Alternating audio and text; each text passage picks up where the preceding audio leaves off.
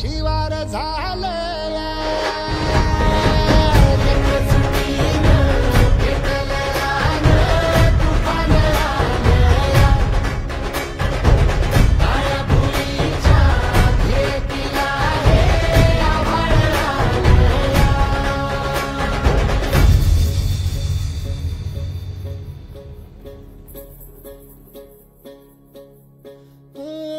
पिचलेला इझलेला Tahoe कधी न कुणा